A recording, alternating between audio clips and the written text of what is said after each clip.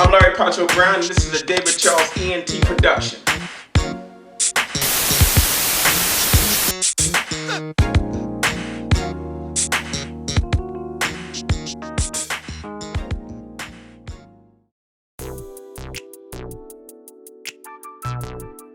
What's up, people? This your boy David Charles, and we back again. This is another David Charles ENT production, and today, man, I have a special guest for you. A living legend in the city of Baltimore. He ain't gonna say, he's too modest to say it, but I'm gonna say it for him. A living legend in the city of Baltimore. Somebody I've been looking up to for years, man. Like when you think about excellence, black art. This man right here is the definition of black excellence, black art. I want to introduce to you my good brother, big bro, Larry Poncho Brown. How you feel, man? I feel fantastic, brother. I feel fantastic. Good to be alive, brother. Good to be alive. Yes, sir. So I appreciate you coming to my home on short notice, man. You're one of those people that I always, keep an eye on because you're always doing amazing things, and you've always set the landmark. As far as like what it is to be a great black artist. So, if you don't mind, just kind of, sharing with the viewers, like, how did you get started, as far as art is concerned? Like, how did you get in the game? Well, I would love to start off with a big old accolade, but the bottom line is I am actually the byproduct of a teenage parent that had given up his dream of being an artist to have me. Wow. So my dad was an artist, very frustrated, came through the 60s. The 50s and the 60s didn't have a lot of opportunities for artists at all. Right. Especially in Baltimore. Right, okay. So here I was watching this man who was self-taught do all these paintings in the house. At that time, he was still in high school. Right. Okay. So, I'm imitating what he was doing, and then later on, I would go to the same school he went to, right, which we both went to, called Vocational Technical High School. Yep. And I can't tell you, man, that experience, outside of the Baltimore experience, was probably one of the most, it was a life-altering situation going to Carver, namely because Baltimore had a couple places where black folks could go to learn a trade. Right. You had Margathal, you had Carver, and a couple other places, but primarily those were the main two. Yeah. And so you learned a trade, you was able to you could leave 12th grade and go right into industry if you want to. You want to start a business, you could. The skill set you learned at that school really will set you up for the rest of your life. Right. And so here I was, my dad was very frustrated as an artist, and he eventually moved into printing.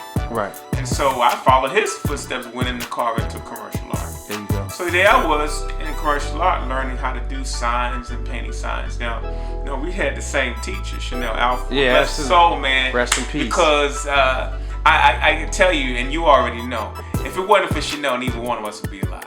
Yeah. Because we both had one foot in the street and one foot in the school. Exactly. And he was able to kind of guide you. Yeah.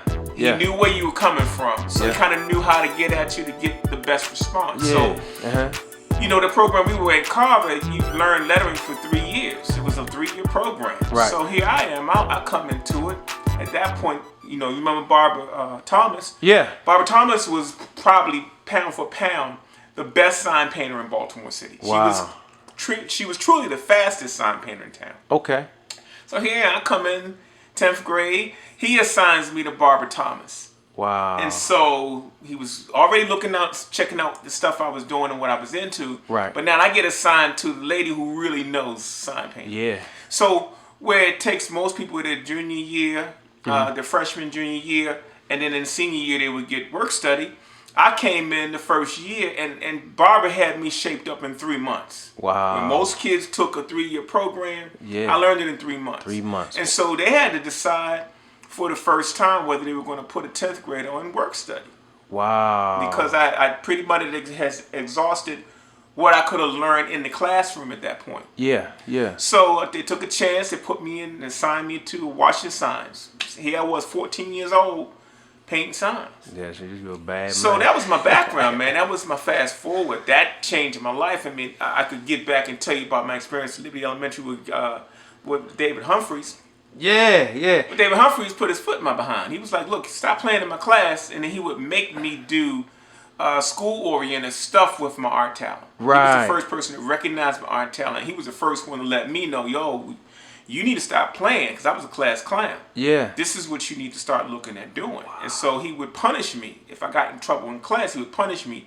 He would keep me after school. He would make me do bulletin boards and sets for the school assemblies and all that kind of stuff. So by the time I got to Carver, you know, Chanel Alpha was 6'6", 6'7". Yeah.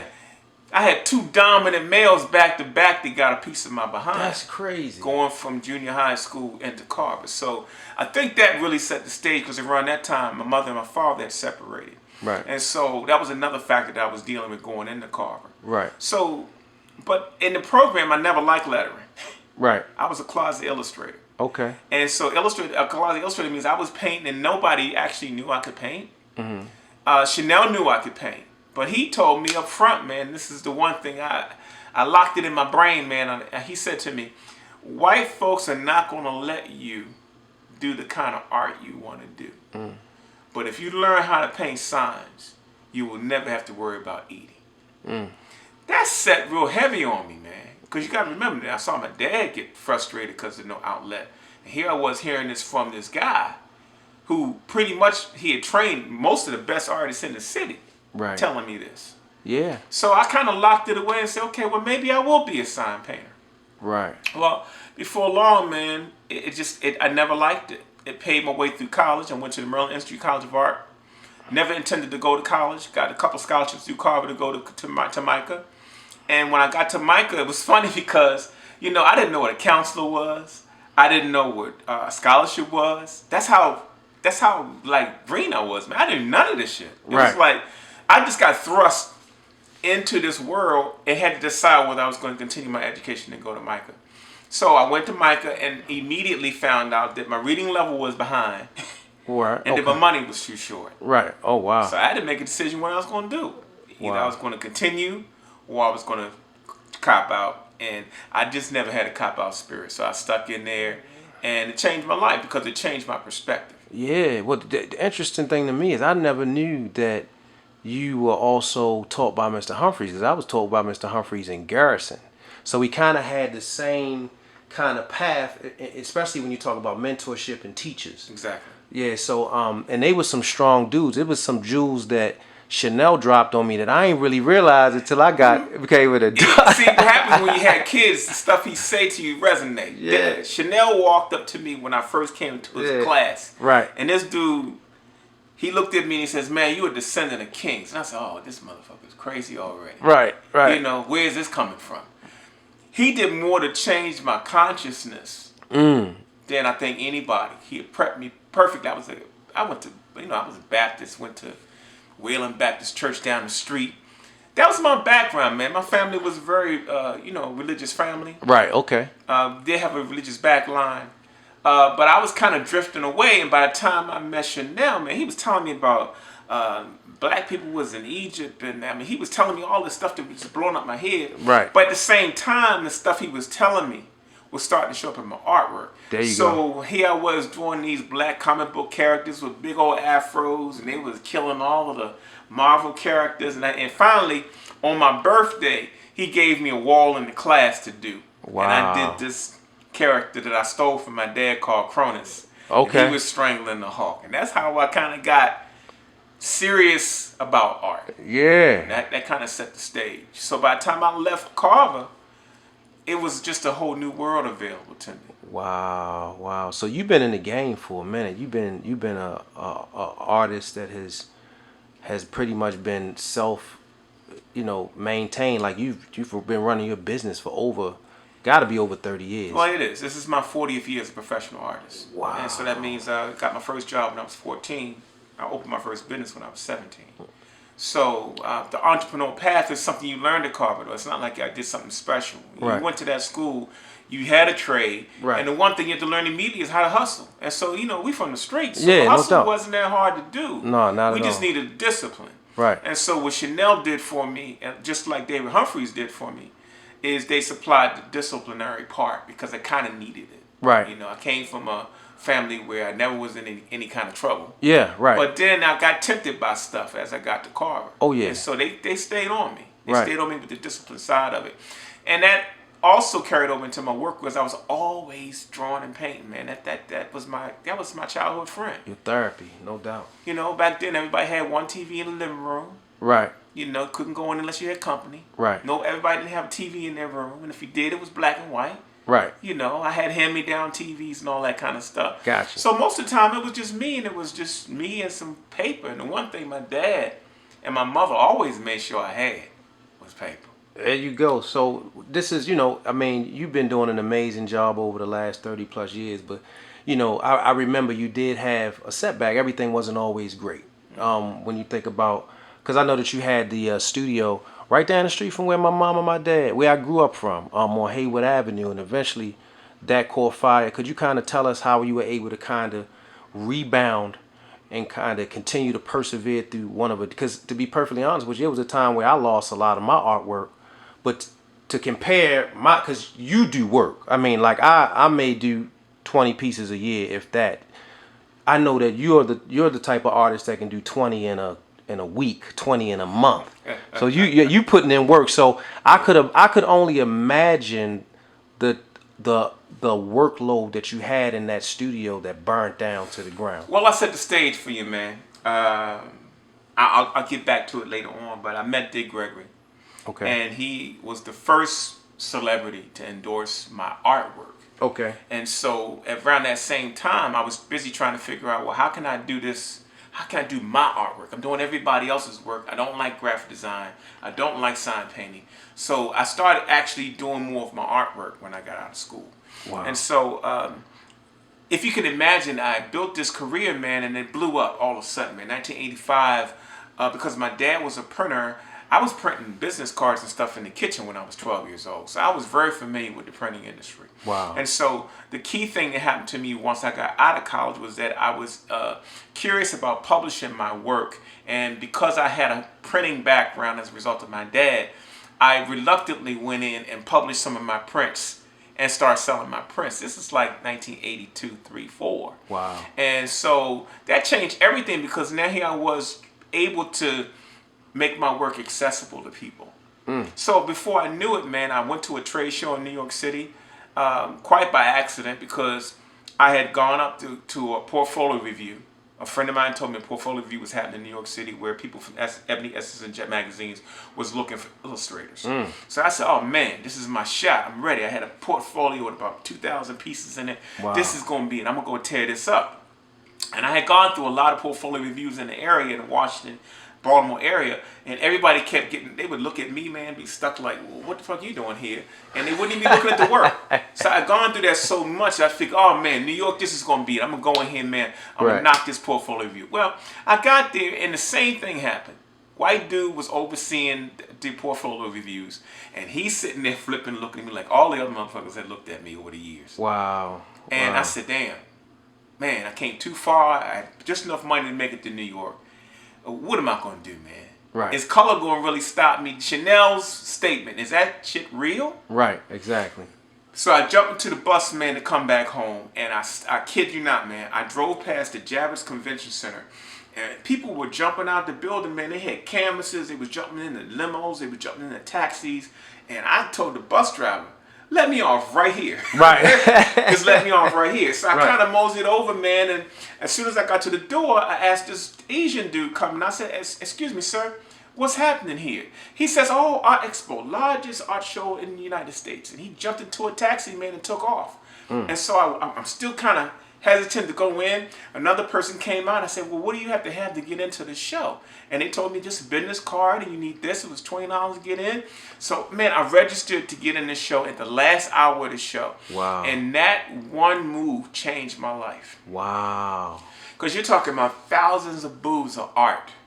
I'm running through there like O.J. Simpson trying to see as much as I can see before this hour is up. And even my brain was clicking with that same sentence about what Chanel said to me. Right. Everybody in there was white, Asian, whatever else, but there was only 3 companies there that was black. Okay. So by the time I left, I mean, my feet wouldn't touch the ground. It's like, this is what I'm going to do. I'm going to figure out what it's going to take to do this show, and this is what I'm going to do. And man, within 2 years, I set my booth up at Art Expo. Wow. Changed my life because I didn't realize my drive to get it done was so strong that I didn't realize what I was doing. Okay. Sometimes you run on just pure energy, man, right? Yeah. So I didn't realize about going to a trade show, which is what that was, Right. that the whole industry was coming to this show. Wow. So when most artists is knocking on doors and trying to be seen, here, because I did that backwards move, Right. and I went in as a publisher, Right. the businesses were coming to me. So the trick was then, do I act like I'm the artist or do I act like I'm just a company? Right. Right. So I came and acted like I was a company. Folk were asking about the work, and man, they started ordering my work. And it took them a long time to realize it was me. They would come by and say, hey man, when's your boss coming by? And I'm going, he'll be back tomorrow. Wow. You know? And so so that's how I got started. And so most artists, while they were trying to figure out how to get their work out, I had reluctantly made this move Right. that kind of put me in a position that they were trying to figure out, well, what the hell did this boy do? Right. You know, Right. so now I got hundreds of galleries ordering my work. I did that first show with 5 prints. You understand? Right. And I had never paid that much for a booth. I think the booth at that point was like $3,000. This was 1985, 86. $3,000. That was more money. Man, I borrowed money. I might have stole some money. Right. Okay. I did whatever I could do Yeah. to make sure I was in that show. And I had a good support system of people that wanted to see me in it. That's amazing. So if you can imagine all this is happening, I blew up real fast. Right. And so to come back to your question about the fire, imagine you done socked all your money back into the business and you're starting to build a portfolio. And I had a studio space. It was about, it was like 5,000 square feet Right. altogether. And but everything I had in there was my art. So all of my art was there, you know.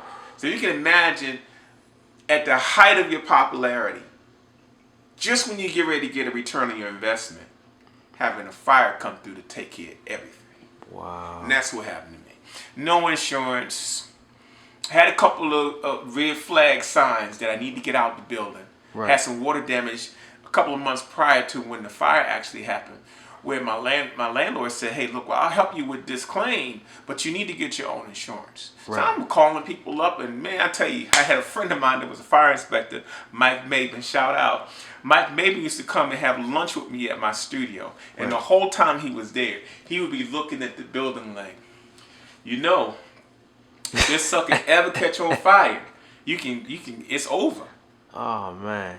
And so that actually happened. You know, so the whole Holland Street Exchange building was a 8-story, 1 city block long building that burned down in November the 10th of 1995. I remember like it was yesterday. And it changed my life because here I was at a point where I was supposed to be really blowing up, and it hit me so hard, man, because I had to start over. And I had no concept of starting over. But luckily I had done enough in the business where, man, I can't tell you how wonderful people were, man. Our artist family was tremendous, man. I had artists sending me money. They were sending me mailing lists. They were sending, I had collectors that were sending me artwork back. They were sending prints back to me. It was just, man, that first year, I literally, people must have sent me close to $80,000 that year. Wow. Because I was in a deep depression after that happened. I can You know. imagine. But what it did was I was young enough to understand how things work, how fragile things are.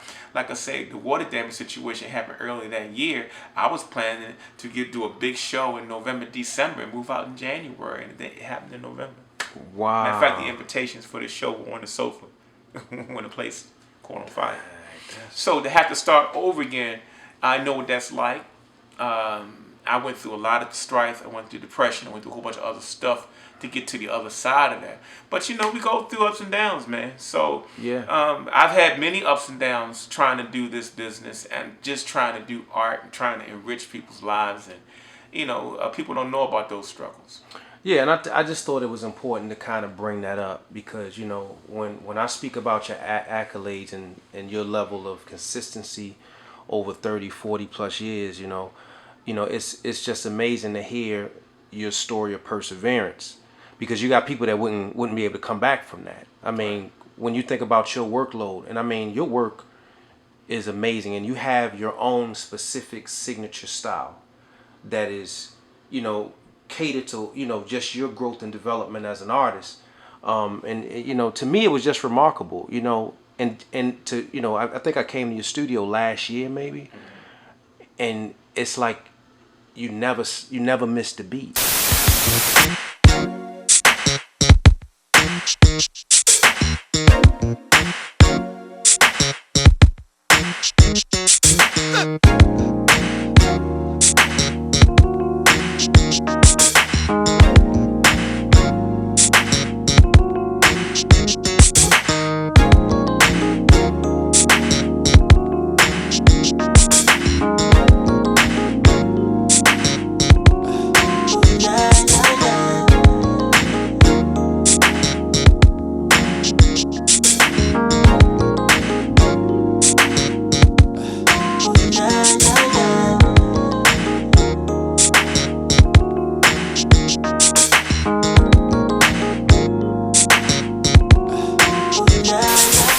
So it may have appeared that I did miss a beat, but trust me, man, I went through a year and a half of serious depression.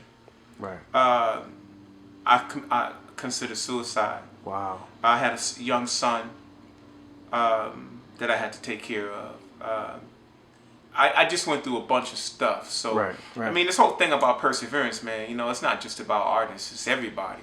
Yeah. Black folks are able to endure a lot of shit. Oh yeah, absolutely. And so I just feel like that's what I was able to do. It took me 3 years to rebuild it, and it wasn't perfect. I think that incident set me back 10 years. I don't think I ever actually got over it. Right. I think that it caused its own scars, but at the end of the day, man, I'm about work, bro. I mean, you know, you say you do 20 pieces a year, man. I'm doing 120 a year. I've done a quarantine last January where I finished 60 pieces in the month of January. So Wow. when I'm working, I'm working. Right. But I'm not trying to also paint the picture that's all I do. You know, because there's an administrative side to me, there's a business side to me. So when I'm not doing the creative, then I'm doing the business side. So Right. when you see me doing all my own marketing, I do my own representation, I do just about everything, every aspect of my business I do. Right. From the publishing to the distribution. It's not easy to do, but you gotta remember I had a graphic design background. Right. I had a sign painting background. Right. I had an illustrative background. So you put all that together, man. I know how to do websites. I know how to do editing and film, and so you just become this multimedia kind of a source, and that's kind of what I view myself as. You know, Paul Goodnight is a very well-known artist, and he says to me now, I'm an image maker. And I take that responsibility very seriously because, you know, it's not like this is in a vacuum. I'm not just doing pretty pictures of flowers and shit. Right. I'm doing things that make black folks look beautiful. Because when I was coming through school, there was nothing up on the walls that looked like me. That's dope. And the few things that I did do was representations of everybody else. You know what I'm saying? So I take my job very seriously, man. With the moment I decided I'm going to do some pieces that are a reflection of my people, the first piece I did that was on that subject was a piece I called Black is Black. And it's got 3 different shades of black people's faces. That piece became my most popular piece to date. The first time I tried to make a statement about black people. It's got a light complected face up front, dark complected face in the back. The title's Black is Black. It just says, hey, look, we're all the same. You know what I'm saying? And I thought, I mean, when I was a kid, my Aunt Jeanette had your work in her living room, but then she also had prints. I don't know if she had went to one of your shows or not, but she had prints of your artwork, and I believe Black and Black was one of them. Right. And I remember just looking at the pieces and staring at them, and I actually at that time, you know, I was you know drawing and creating as well, and I remember kind of sketching it out, you know what I'm saying, and kind of duplicating or trying to do what you did or whatever the case may be. So I mean, it's just a testament to how far and how long you've been doing what you've been doing. So yeah, but that piece was one of the first pieces on the African American art market that dealt with colorism. You know, we talk about light complected blacks, dark complected blacks, and the struggle within that group. You know, all races have a colorism issue, not just black people. Exactly. And so when I was coming up through the 60s and 70s, being dark skinned was not popular. Right, exactly. It's light skin, good hair, X, Y, Z. You know the game. Right. By the time I got to college, it completely inverted over. Right. But Black is Black really essentially speaks to that whole story. Wow. What does that mean? Exactly. And so I had never really done works that meant anything before. So it was the first time I did something that I felt spoke to something that I saw happening in my community that people resonated with. Right. And so, and when I first started taking it to distributors, They didn't want to. They didn't want to print it. They said it was done in airbrush. It wasn't a traditional medium. It was too graphic. All those things that Wow. define who I was. So I went and printed it myself. And that's why. And then when I printed it myself, people were selling 100 at a time, 200 at a time. Man, that piece is in literally 200,000 homes right now as we speak. That's how popular the piece is, and that's how long it's been around. That's and numbers. so, you know, that's the power of art. You just never know what folks are going to resonate to. Never know. So I always, you know, one thing that I've always been fascinated about, because myself as an artist, I have a process, but to kind of understand what your process is, what makes Poncho, aside from the business, but what makes you sit down, or what inspires Larry Poncho Brown to be Larry Poncho Brown creatively? Like, what makes it? Is it music, or could you tell us a little bit about? If I thought about it, I'd be spooked out and I'd be doing nothing. But I can tell you the baseline of what I do is I try to put myself in a state of nothingness. That means I'm not worried about the phone. I'm not worried about where I'm supposed to be. You know, I tell all artists when they're trying to figure out what being a creative is that we're time travelers. I mean, we can go into a room and turn on some music and sit down to a blank whatever. Right. And then 3-4 hours later, we done tripped off somewhere and came back, and then something's in that space. Yeah. It's a lot of power. I try not to overlook it, but at the same time, being able to be creative is a strong thing. Whether you're a photographer, a sculptor, whatever, it's the same energy. And musicians use the same energy too. Right. And it's not uncommon for musicians to be artists, or vice versa. Yeah. Because we're using that same energy. And that includes writers as well. Right. And so I think the whole time when people try to make me feel special, I'm trying to tell folks it is not uncommon for African Americans to be talented, man. This stuff is DNA based. Yeah. I'm telling you. Right. If you think you all that and you're the most original bag of chips around, take your ass to Africa. You're going to see two people that look like you. And the stuff you think is so original, you're going to see it depicted there when you get there. And you're going to say, what the hell just happened? Right. It's because we have this DNA coding that shows up in our work and in our creativity too. Right. And so it took me a while to realize that, even from my own father. Because my father wasn't the most nurturing guy when it came to me being an artist, because he didn't want to see me go through the pain Right. that he went through. Yeah. You know, but I can't erase the elements in my father's artwork that actually show up in my work even today. Right. You know, Right. so that's the deep part. And then when we start talking about Chanel Alford and his whole Afrocentric philosophy, that was so embedded in me that it began to come out in my work too. Right. So I just think that whatever you do, you got to do it in a way where it's going to educate somebody. Right. Now, could you talk about some of the major collaborations and the great artists that you've also worked with? Because I know that you have a special connection with, like, if I'm not mistaken, Charles Bibbs. But could you tell me about the relationships that you've established throughout your years of being an artist, and some signature collaborations that you may have done, and even, you know, and just to kind of make it a two-part question, even some collaborations or people that you may want to work with in the future? Well, you know, what I will say is that the art community is so tight, and that we don't actually work together like we should, but we're tight. Like I told you, the experience I went through with the fire and how the support system I had. So if you can imagine me being this gun-ho young guy from Baltimore, I get into this national environment. Most of my peers were 15 to 20 years older than me. Right. And they all embraced me. They shared the information. They told me what to do, what not to do, what worked and what didn't work. And so, you know, you standing on that whole concept of standing on the shoulder of your ancestors. I don't think I really played heed to that. Right. But that's basically what it was. So, yeah, Charles Bibbs, Paul Goodnight, all these cats, Joe Holston, you name, Cynthia St. James, I met Varney Honeywood, all the folks that was on the Cosby Show that works with, I know these people. They were my friends. Wow. And so to have that kind of a fraternity, sorority combined, it's a strong place to be. And I count myself to be very blessed to have met those people. And as far as collaborations go, I've done a lot of collaborations with other artists. Charles Bibbs, I'm probably most familiar with. He's probably my closest artist friend. And we may have done maybe 20 or 30 collaborations over the years. We've published probably 4. But we do a lot of original works that are collaborations. And I've done them with a host of other artists. And some artists are angry with me right now because I got about 5 pieces at the studio that I need to put my input on. But that's a phenomenon. It's just like musicians. Artists are doing it too. They're working with each other. Wow. Okay, so to kind of talk about, like, things from my personal lens, like, when I was younger, I used to get criticized heavily and attacked for a lot of the subject matter, and a lot of my artwork from like a lot of the violent pieces that I did, such as Be More Careful, The Joint with the Guns in the Mouth, and Rest in Peace. And, and it was really my way of just expressing what we go through within the inner city, and a lot of things that I personally saw. And a lot of it was connected to just hip hop culture. A lot of the music I listened to back then influenced a lot of the work that I created. Exactly. So I wanted to ask, from a creative perspective, like, what do you think about the state of hip hop? Has it taken a step forward or taken a step back? The level of influence that it has on the culture. Well, I mean, we could have a discussion. That would take another 2 hours to talk about the influence of hip hop. Okay. I mean, I came along. The hip hop movement came in when I was just in college. Right. So I got to hear what it sounded like in the beginning, Sugar Hill Gang and all that kind of stuff. Yeah, yeah. Up to when LL Cool J and all these other guys came in, when Heavy D and all these other, and Queen Latifah came in, and then then you got NWF, and you got all these people, man. Yeah, yeah. So now it's different.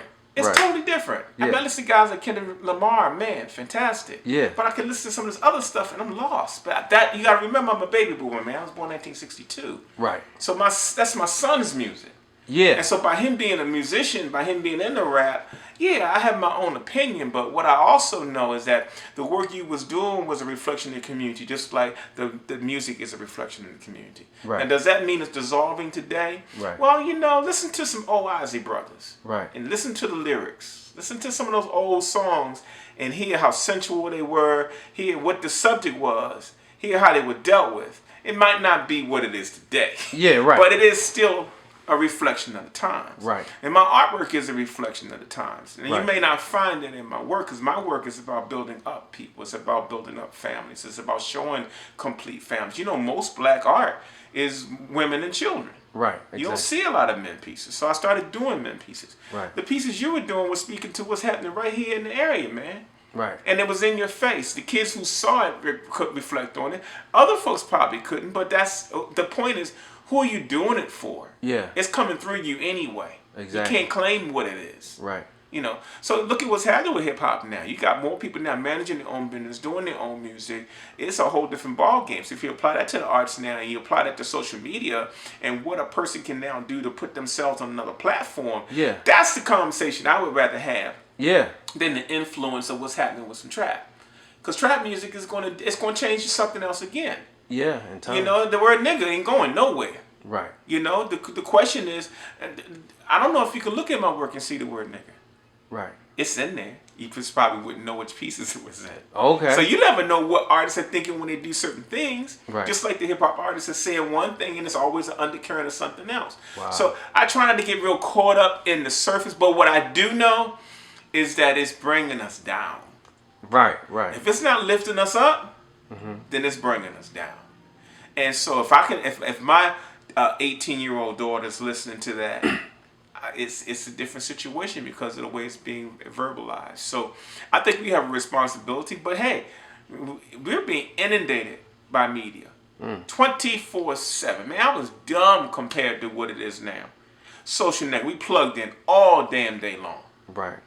The news is switched now. Now we know the news can be fake. Before we thought news was always correct. Now we just found out last year the news is fake. Yeah. And can be fake and can be influenced. Yeah. So I think our awareness is moving so fast right now that people really don't have a clue how much we're digesting right now. Right. And so that's where the arts become important to me. Right. Is that it slows things down and make you focus on what's really important. Right. And you got to say something. Like I'm waiting for them to say something. I'm waiting for any artist to say something. Are they supposed to say something with every song, every painting? No. But they're supposed to say something somewhere. And that's my only perspective on it. From a managerial perspective, hip-hop has changed the music industry by leaps and bounds. They came and made that a genre, and now it's being supported globally. Right. They are now have a larger economic stake in what they do than they ever had before. Matter of fact, some of the things they're doing, if our former R&B and pop artists had done it, they would be trillionaires by now. Yeah. And so the business structure is there, but it's about a consciousness. So now when I go to shows like the Essence Music Festival, I get to really see what's happening with the consciousness of our people, man. Right. We got a phone in our hand, so we walk into the booth now. You shoot a picture of my artwork. You didn't ask me, but that's okay. I get that now. Right. You ask me online. Right. I give you a business card. You haven't even experienced my work now. You done walked off. Right. It's like you're desensitized because we have so many distractions. Not only that, they took art out of schools. They took music out of schools. So now those same people that are coming through this booth, they don't have art appreciation. They didn't have art classes. They didn't have music classes. And they might have had the same money in their pocket as the people before that. Wow. So when we get degraded to the point where we be culturally deprived, and that's what's happening now, is that unless you're teaching your kids and passing it on to your kids, media is going to suck them up. It's not going to be anything you can do about it. I'm fighting that every day to stay relevant as an artist in the front of another generation of people. Right. Because the generation that I appeal to is still there. They're still talking about me. They make me relevant. Right. The new generation, they pick up the baton. So this conversation is right within the same lines, man. We got a lot of work to do. But if we're not consciousness building and culture building, then we ain't doing nothing. Right. And that's a dope I mean, that's the truth. You know, that's definitely the truth. I mean, when you think about just genocide as a whole, you know, a lot of it is in the music. You know, a lot of in today's music, a lot of the sexism. You know what? I would love to say that, but it's not true. It's not just, we can't just pick on the music. We can't blame video games. We can't. There's other parts of our consciousness that don't have nothing to do with those things. You know, we have a morality that's built into us. You know, if that's the case, it would be total anarchy out here.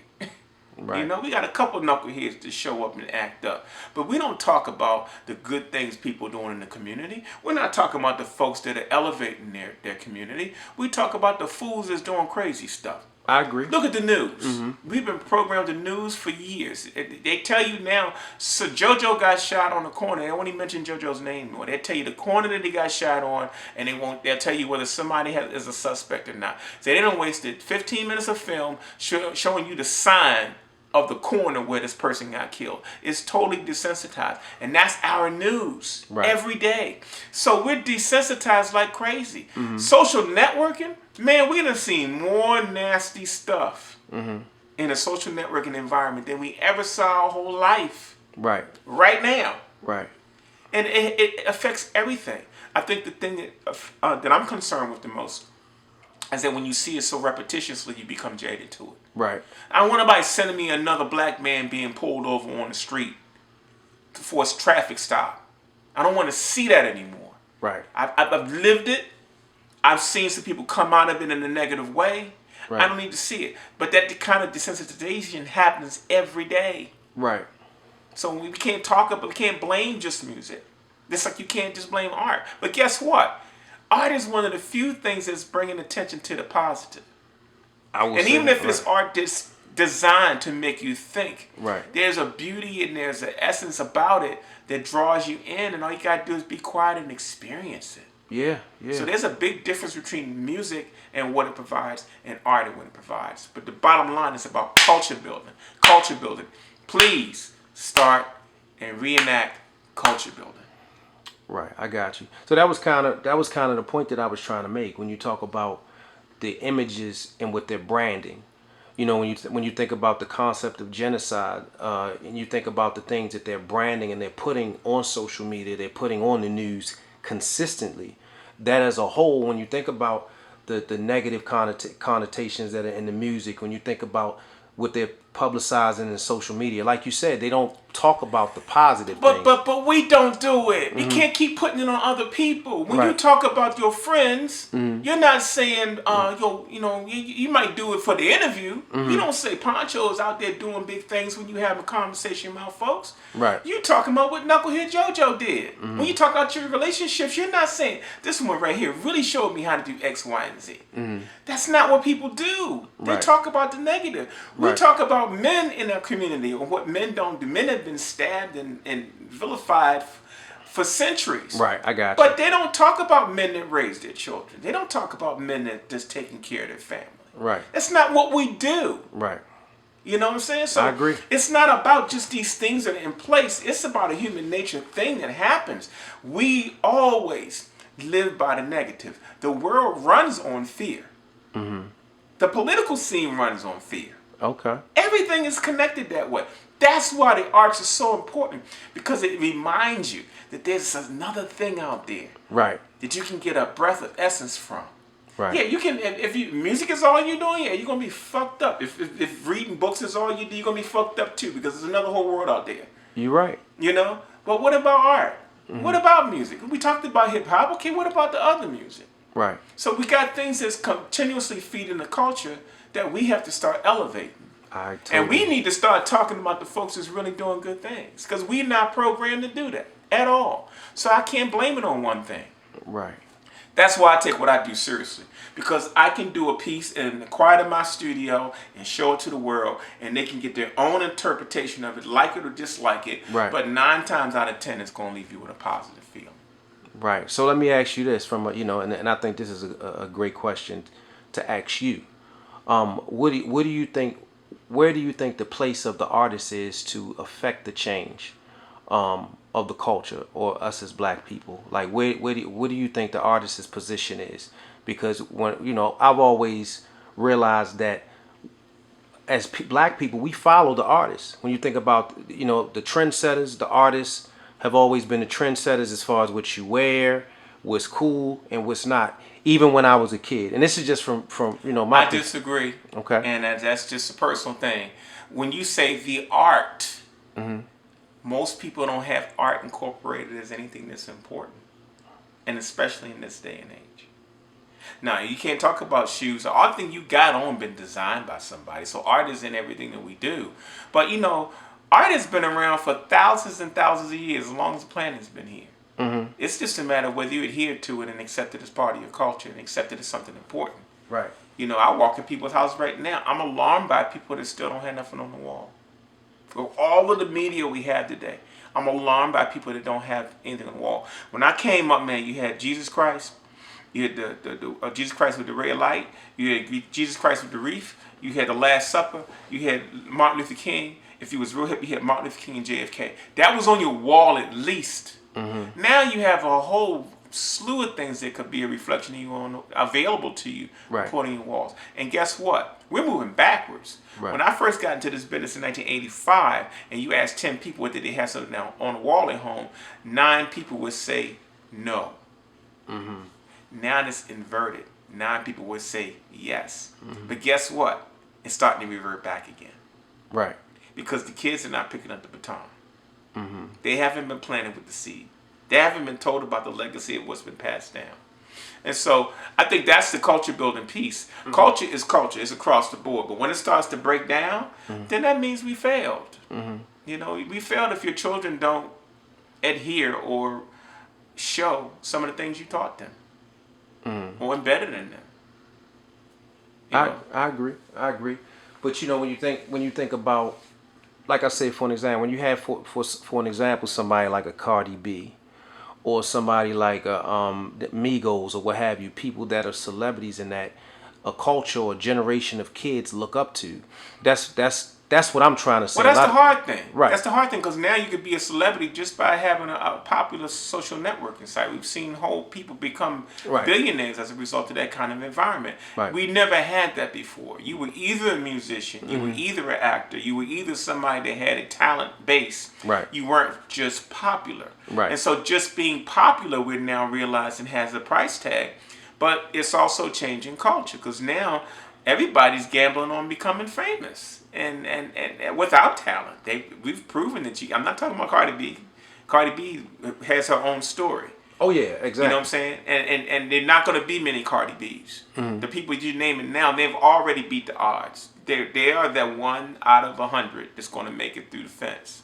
And you can't look at them because they made it through the fence. There's 100 other Cardi B's that'll never get the opportunity, who's just as talented as she is. But not meaning to cut you off, but the reality of it is people do look up to people like Cardi. Oh, I know. I agree with you. And a lot of the messages, and not to say, and I'm not trying to shit on Cardi at all, but a lot of the messages that a lot of artists put out there are sexism and are negative messages. You know, I mean, you could sit There's back. a bigger thing that's happening, man. It's not just Right. about sexism. Sexism been around since the beginning of the music, man. I agree. You know what I'm saying?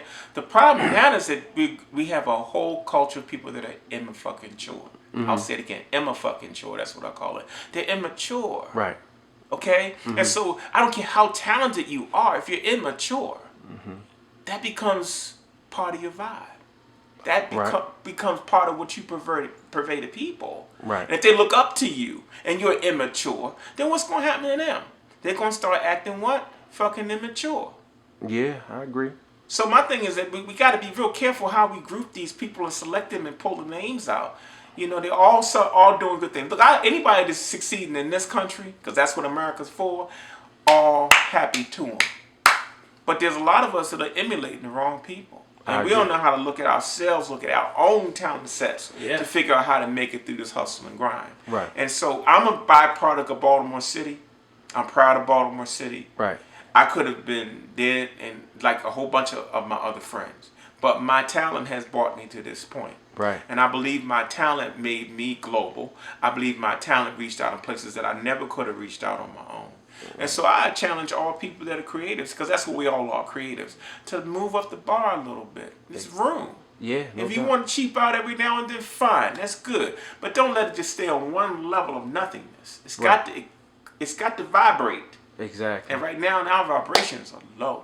I agree with that. Now, so could you tell us, you know, before we wrap up, you know, could you tell us like what, you know, what should we be looking out for from Larry Poncho Brown, you know, going forward? I know you guys. I'm glad you asked me that. I'm working on a project right now that's completely out of my comfort zone. Okay. I think every now and then you got to do that too. Right. All right, so there's a group of artists that I came up with. Okay. It came through the period of 1985 and 2005. Got it. That period is called the golden age of African American art. And there were certain things that these artists did during that period of time because of media, the Cosby era, the Good Times era. They completely changed the art game as we know it. But the thing was, it was pre-social networking. It was pre-internet. So for the most part, it's gone undocumented. Okay. And so now I'm going back and doing a documentary to tell that story. I've been working on it now for about a half a year. Wow. You can look it up on YouTube, Golden Age of African American Art. You can see the trailer we just did. It's going to highlight all the people that were part of that movement Right. that are still alive today. And it's also going to highlight the top artists in the country. And so that's my legacy project. That's what I'm putting all my energy into right now.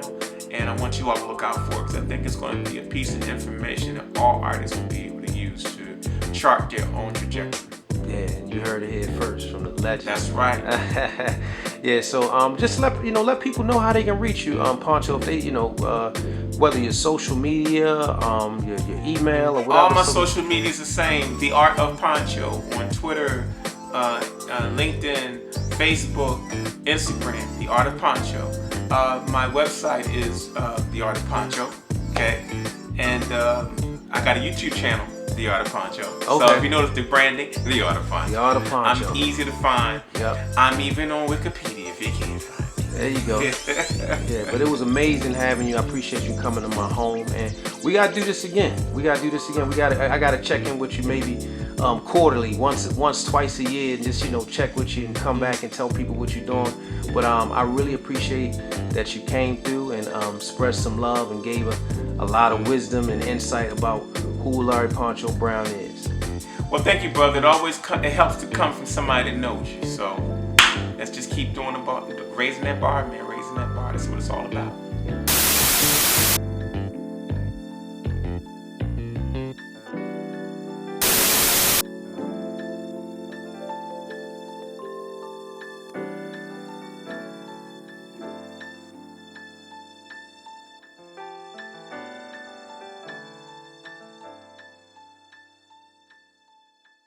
This is a David Charles.ENT production.